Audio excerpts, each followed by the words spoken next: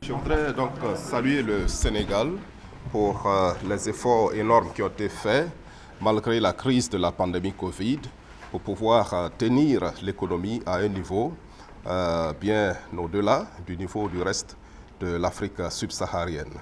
Des efforts énormes ont été faits, les ressources publiques ont été utilisées là où il fallait pour soutenir les priorités du pays, pour soutenir les jeunes, pour soutenir la création d'emplois, et nous saluons cela.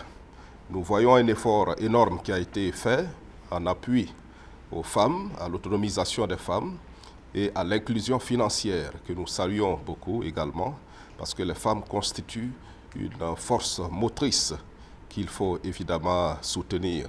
Le Sénégal donc a bénéficié d'appui de la part du FMI, tout comme les autres pays d'ailleurs dans le contexte de la crise, pour pouvoir subvenir aux besoins les plus fondamentaux de l'économie du pays.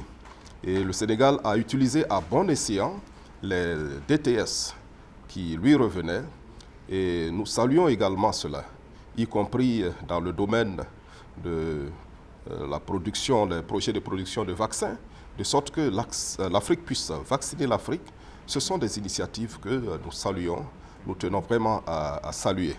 Et nous saluons ce fort leadership qui a permis tout cela, notamment le leadership du président Macky Sall, que j'ai hâte de rencontrer, et qui est un grand leader, pas seulement pour le Sénégal, mais pour le reste même de l'Afrique, et surtout avec la présidence de l'Union africaine qu'il doit assurer bientôt.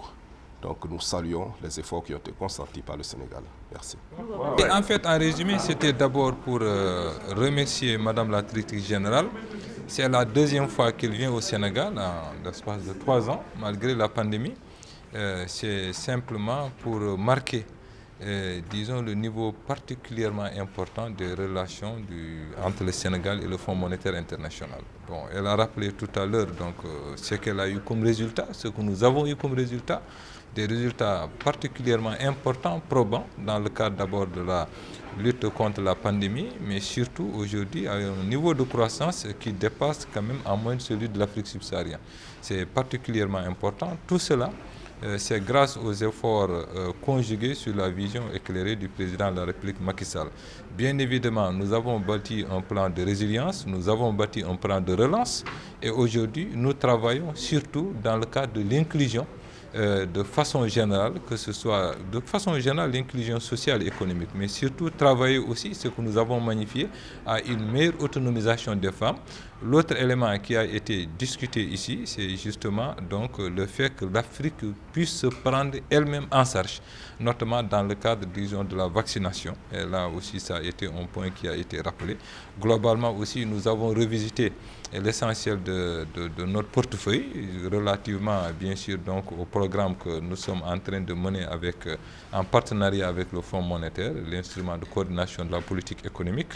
Et à ce niveau aussi, les résultats sont importants. La mission est terminée il y a 2 semaines. Nous pensons qu'au 7 janvier, en principe, donc, l'Assemblée générale va se donner, le conseil d'administration, et à partir de cet instant, bien évidemment, l'opinion sera informée des résultats importants que le Sénégal est en train, disons, d'avoir à ce niveau.